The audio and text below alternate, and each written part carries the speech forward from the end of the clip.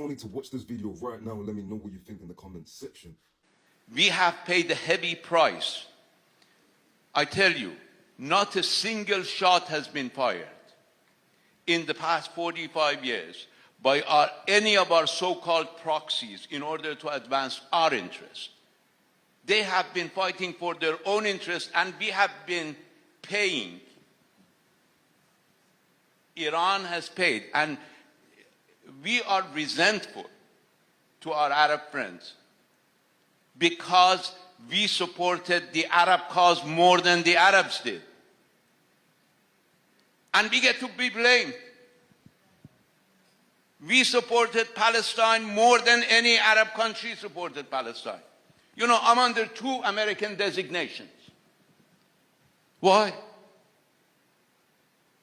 Why am I under 2 American designations?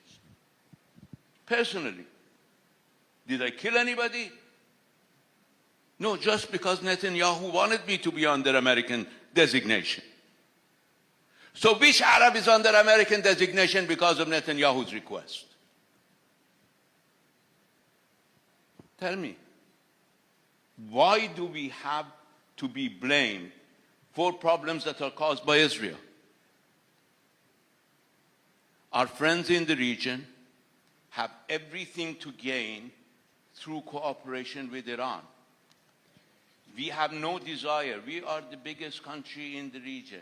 We have no territorial ambitions against our friends in the region. They're talking about our territory. We're not talking about their territory. We don't have territorial ambitions against our friends in the region. We do not want access to the high seas as Saddam Hussein wanted. We do not have, I mean, every GCC country has territorial disputes with each other. Now my friend is talking about Arash oil fields, which is disputed between Iran, Saudi Arabia, and Kuwait, and he says this is Kuwaiti-Saudi business. Why is it Kuwaiti-Saudi business? Because you say so. This is... Because international law says so. No, not because international law says so. Every time, my friend, every time, you don't need to shout. every time we went to talk about the Arash oil field, it was Kuwait that refused to talk, not Iran. Relax. You don't need to be nervous. The Secretary General a chance to respond.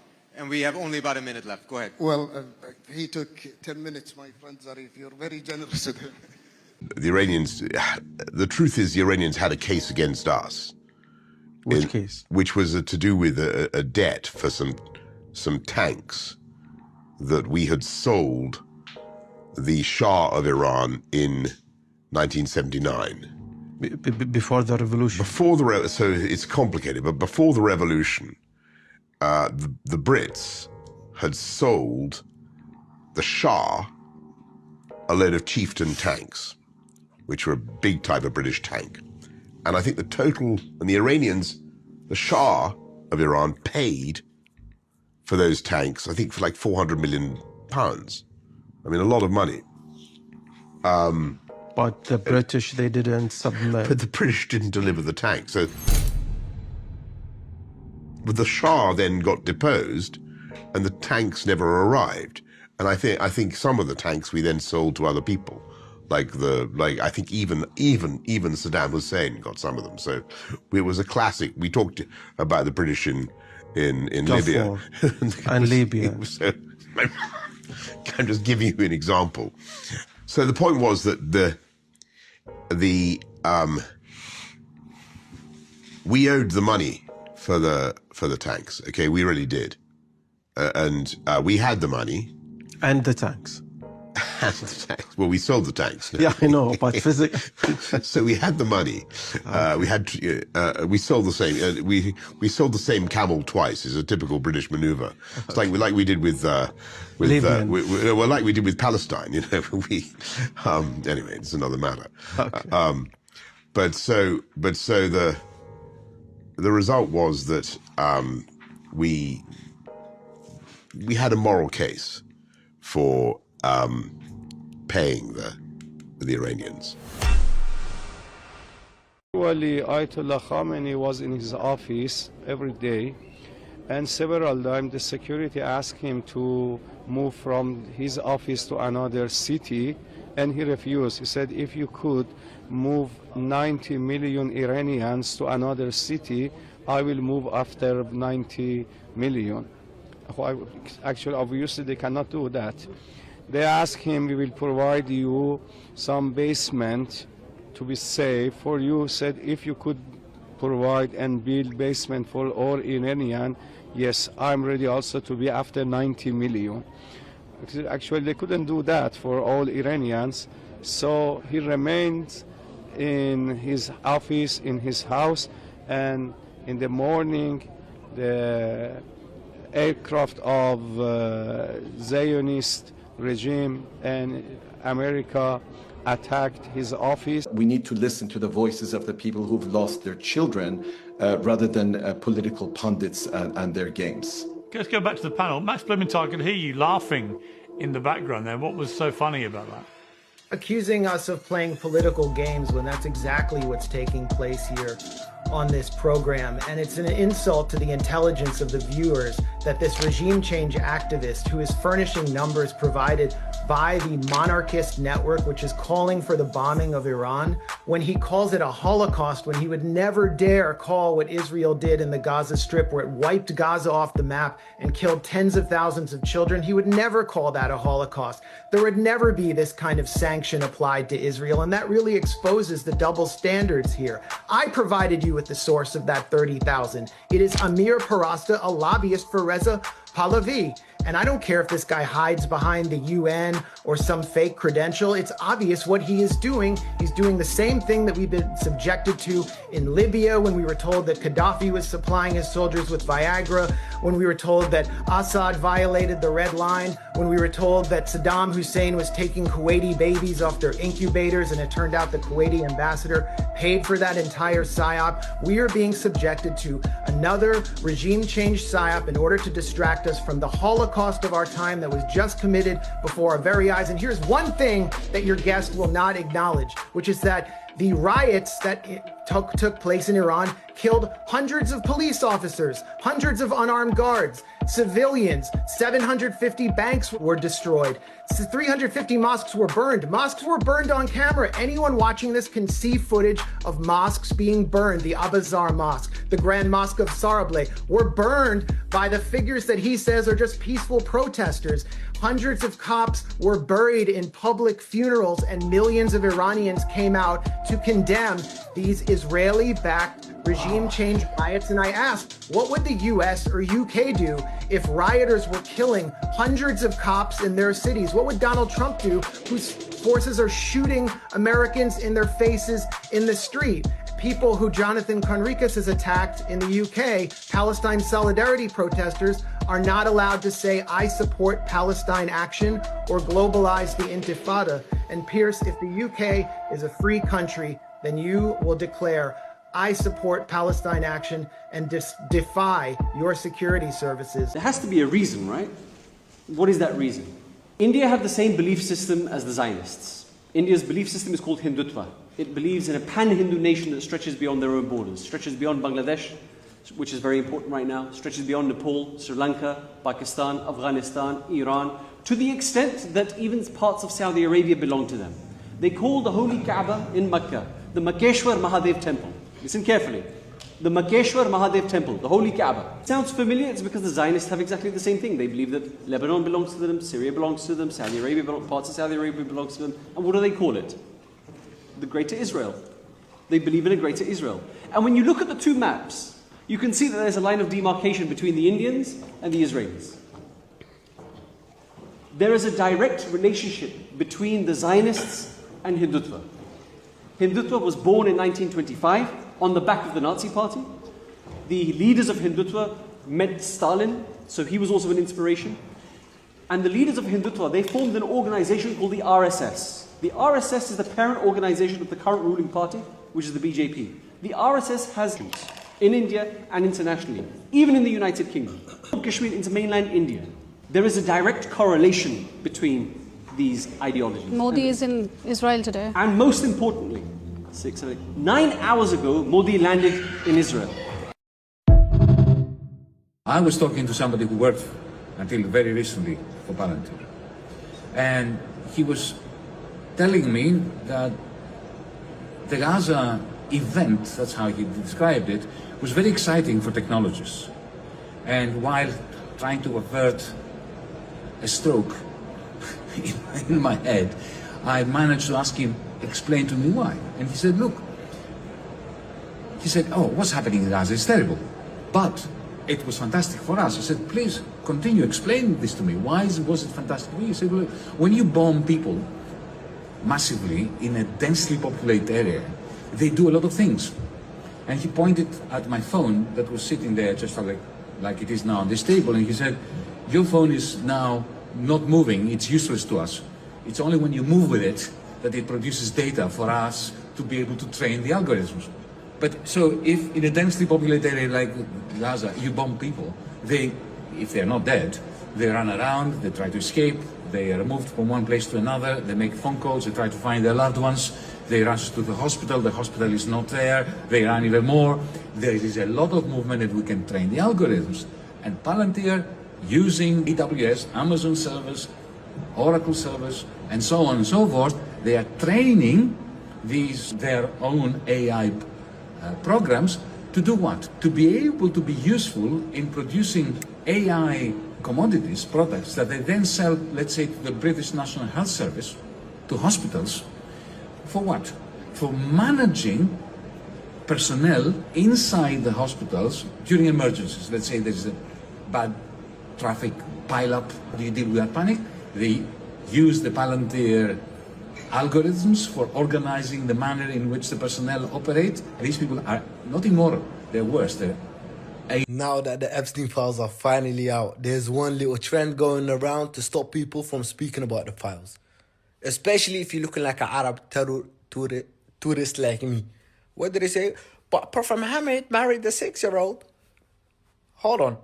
That was one little paragraph from one woman, one accusation who claimed I was 6 years old when he married me, and that's been disproven by tens and tens of historians throughout the years. That she was at least 18 to 19 when the Prophet married Aisha. How are you comparing that to 3.5 million files of politicians, superstars, famous people eating children? Videos. Crazy shit. Open your eyes.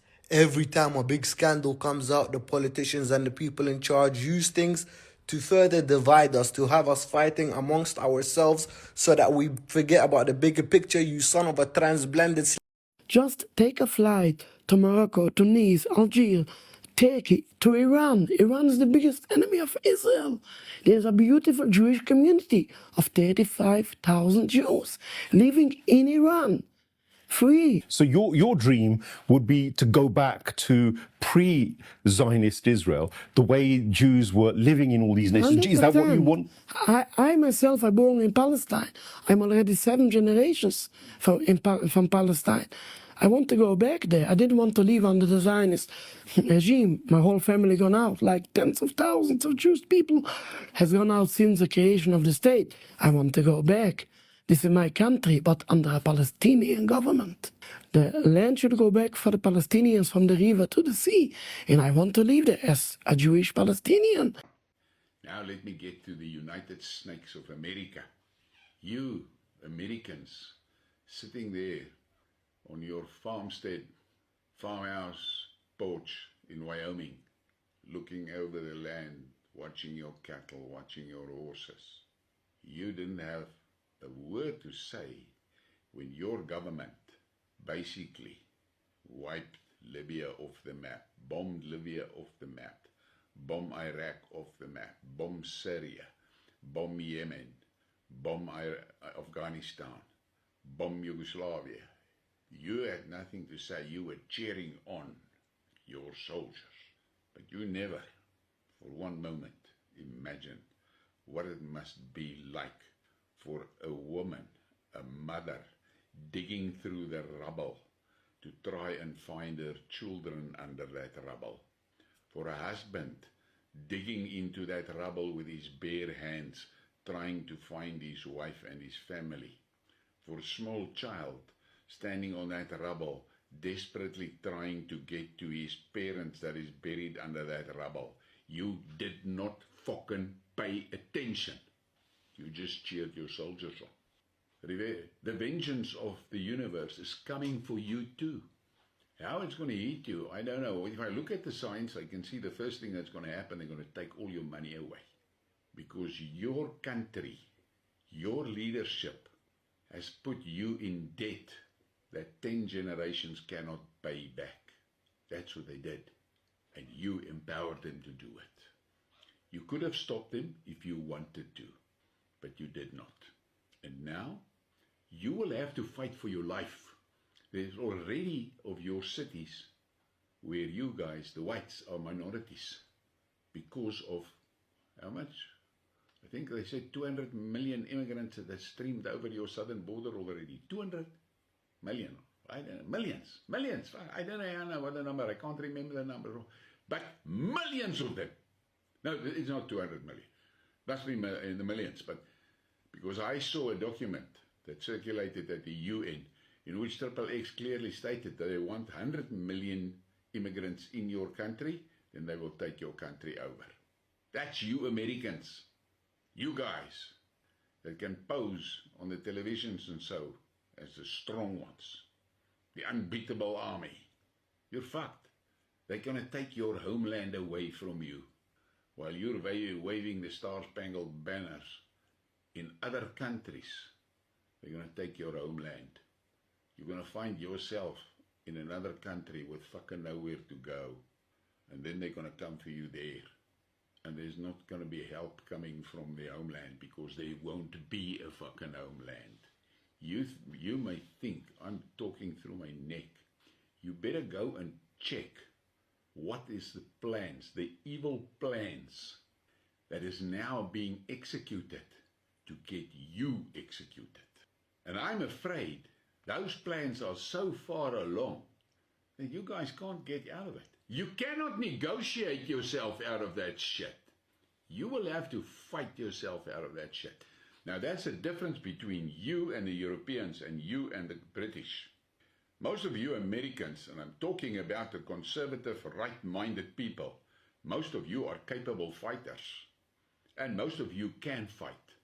And most of you are willing to fight. You are very much like us, the Boere. So you have a chance, but you better take that fucking chance while you still have the numbers. The British and the Europeans is fucked. If they want to fight back, they are going to have to depend on people in their middle ages. Because those are people that could still fight. But you guys in America, you need to open your eyes and wake up and understand. They are going to fucking slaughter you in your homes. That is their plans. Whether they're going to succeed, this will be on your hands. I have a strong suspicion that they're going to get a lot of resistance and they're going to most probably lose against the conservatives. But those liberals in the cities, they are fucked. But it's going to be good riddance. That's what I say. So, let me end this and just tell you what you guys have been doing around the globe. Killing, destroying, butchering and stealing. You allowed your governments to do it. The universe is coming back for revenge because the universal law is clear.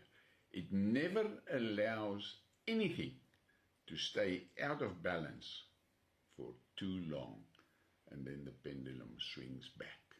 And if you are an objective thinker, a realist, and you look at facts, you don't look at bullshit, you have to come to the conclusion that payback is coming your way.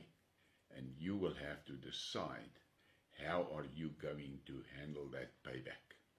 And I'm not saying for 1 minute that all of you needs to be wiped out. No, I'm not saying that. But I'm saying to you that you, ordinary citizens of Europe, Britain, Canada, and USA, you allowed your governments to commit atrocities in your name.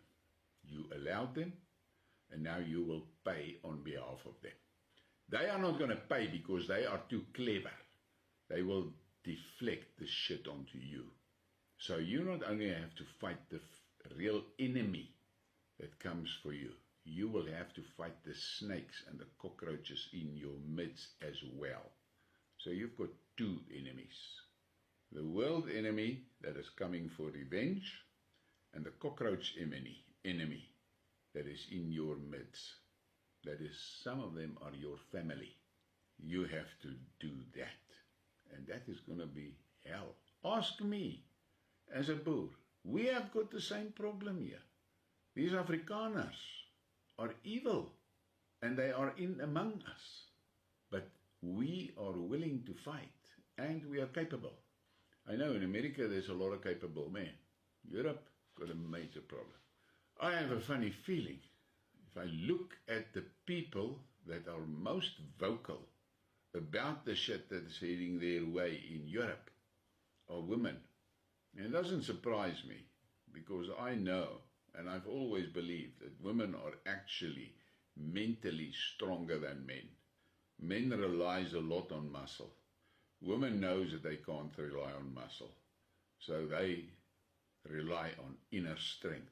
And I listen to Eva and I can hear she's not going to be a pushover. And I can just imagine the attacks and resentment and brutality that is directed at her through Satan's cockroaches. I can imagine it. And she has my empathy. Because the cockroaches are determined to eat us. That's for sure. But I've said my say. You can listen to this, think about it. You can switch away from the channel. You can be more of a angry. I mean, hell of a angry. But that's not my problem. It's your problem. It is you that don't want to look reality in the eyes. For almost 80 years, you Europeans, Canadians, British and Americans allowed your governments to go around the world and kill people, destroy infrastructure, blow buildings to pieces that are 200 and 500 and 1,000 and 2,000, 3,000 years old. You destroyed it, your governments. You allowed them.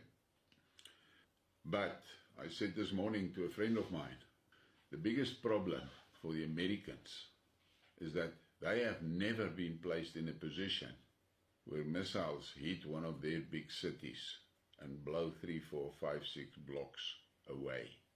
And they have to dig with their bare hands to find their loved ones under the rubble. You've never experienced it. You're sitting there.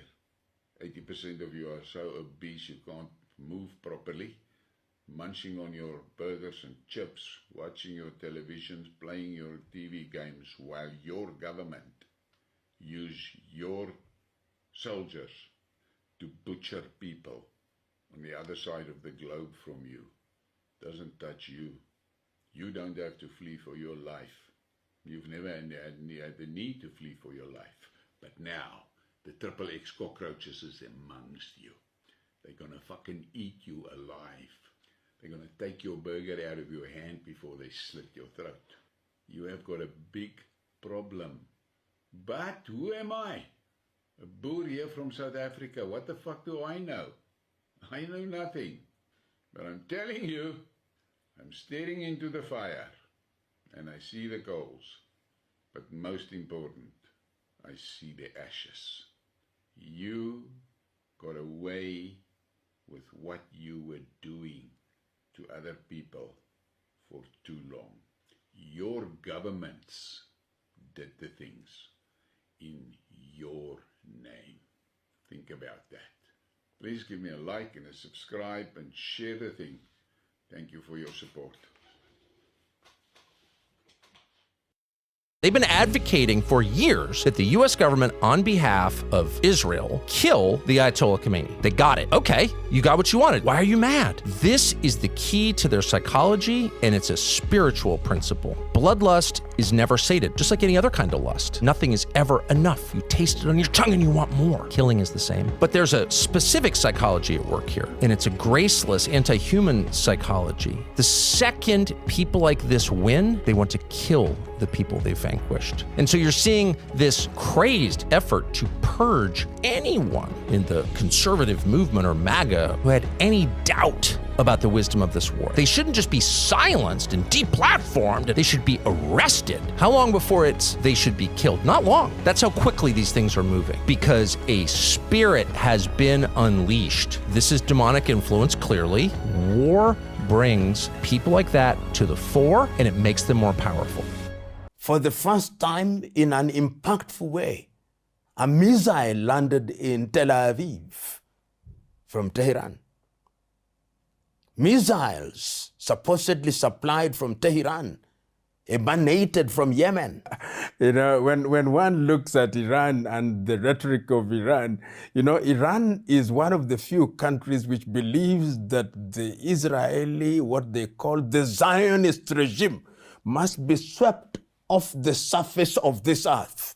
There is not a single country that uses that kind of rhetoric as regards the state of Israel. The Middle East will change, because if you look at the Middle East now, nobody simply wants to speak against Israel. Look at all of them, the Saudis, the Egyptians, the Lebanese, the Jordanians. Nobody wants to speak against Israel.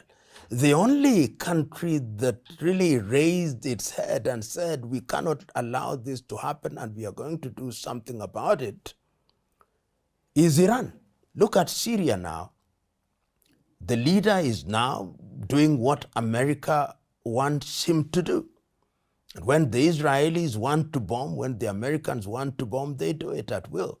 Eliminate Iran from the equation, Israel is the dominant power, doing what they want without. Okay guys, some pretty surreal breaking news. Several US military aircraft have been shot down in Kuwait. Now this is being confirmed by Kuwait's Ministry of Defense, and videos show what appears to be multiple F-15E fighter jets spiraling to the ground on fire while their pilots eject and parachute to safety. Now, an official Kuwait spokesperson said that they have launched a search and rescue for these pilots, and images show a few of them, these pilots being at the scene, being placed in the back of rescue vehicles and then being transferred to hospital. Kuwait have confirmed that all service members have survived. But here's the thing, whenever a military aircraft like this goes down, it is very significant because, you know, the newer F-15s, they can go for as much as $90 million each. And to make it even crazier, we're not even sure how these jets went down. We don't know if it was Iranian fire or was it friendly American fire by defense rockets, because that has happened before. And of course, it was in Kuwait as well. So as soon as we get an update on this incident, נפילה לפני כמה דקות, תראו את ההרס.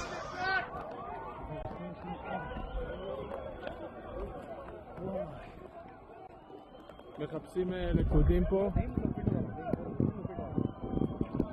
יש חבר'ה במקלט, יש אנשים במקלט. פה למטה, במדרגות. פינוי ספר תורה.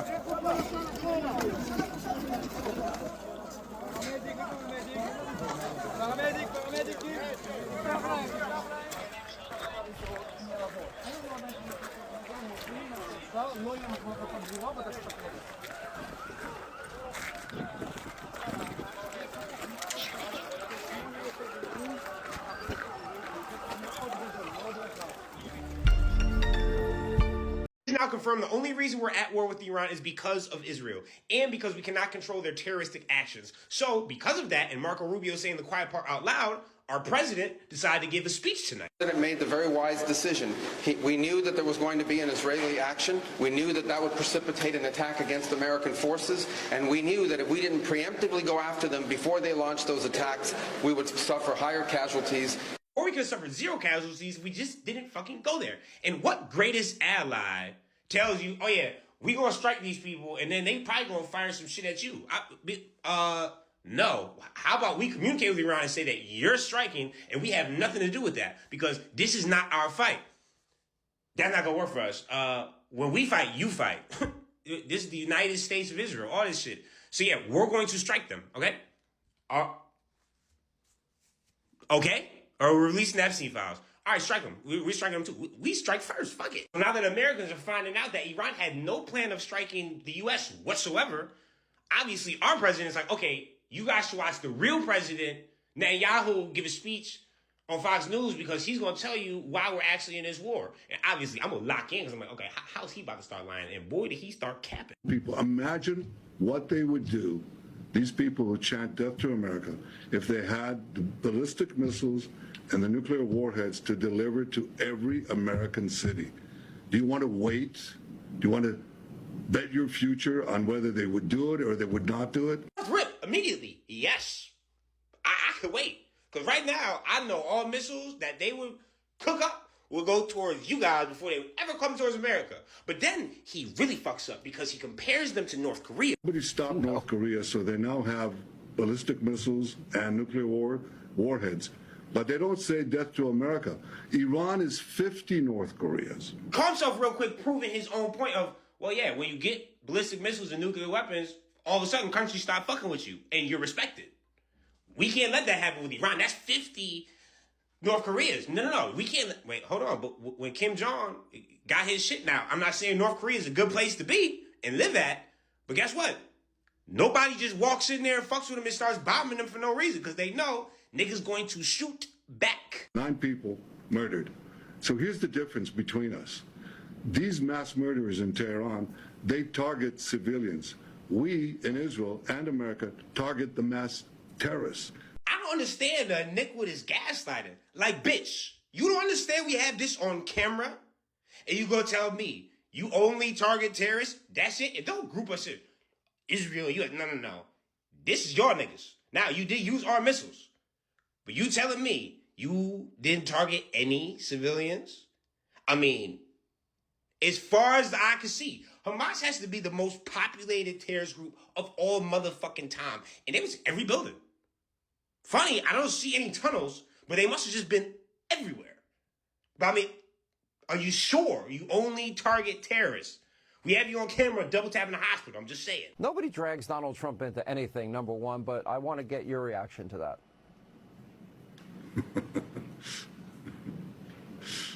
Well, you're right. I mean, that's ridiculous. That doesn't even sound like a believable lie. You understand? And the reason he's panicking and hopped on TV, even though he supposedly has cancer, again, I don't understand where the cancer's at. Please fight cancer. Like, get to stage 5. Quick. But it's because Mossad agents got caught in Saudi Arabia trying to blow shit up. And that means that he's trying to get other countries into this war and drag them over into this war. Most importantly, there was an oil refinery that was blown up in Saudi Arabia. Immediately, Iran says, that wasn't us. That was one of y'all. And the U.S. says, that wasn't us. And Israel said, that was Iran. They did that shit. Now, all 14 of these countries need to evacuate all of our citizens because basically they're all going to be affected because of this. For 47 years has been chanting death to America, death to Israel too, but you're the big Satan, we're the small Satan. Death to America. They've murdered and maimed thousands of Americans in Iraq and Afghanistan with their IEDs, these are roadside bombs. They bombed your embassies.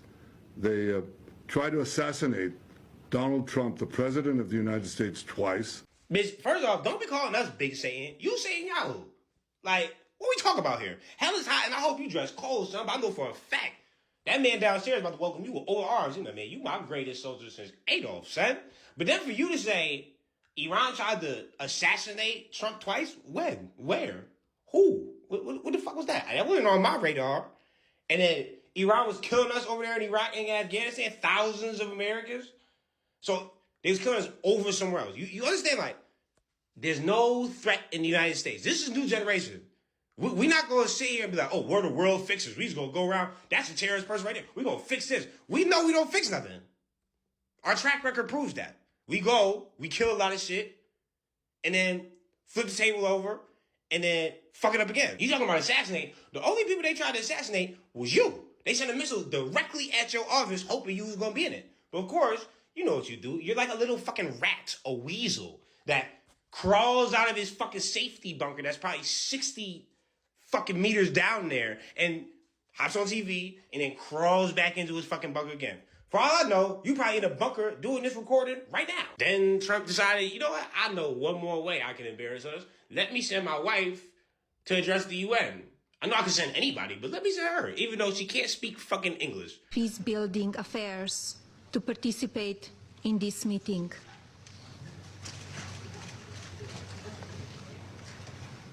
It is so decided. The Security Council will now begin. She's been here for 30 years, which makes me believe all she does is speak Russian to her old friends and family and never fucking talks to you. Conclusion, this is the United States of Israel. This is our president. He said we're at war because it's death to America somehow. It's always death to fucking America and never death to Israel. It's death to y'all. That's all they really fucking cared about until you dragged us into this war. And the way you dragged us in was you said we firing shit regardless of what the fuck you say. Usually greatest allies don't do that. So I'm starting to not buy this greatest ally thing anymore. And now we're in a forever war because you say we have to destroy the Navy and we have to destroy all nuclear sites and missiles. It took you 2.5 years to do that in Gaza and you're still not done. And you said this is 50 North Koreas. So I can only imagine we're going to be here for, forever.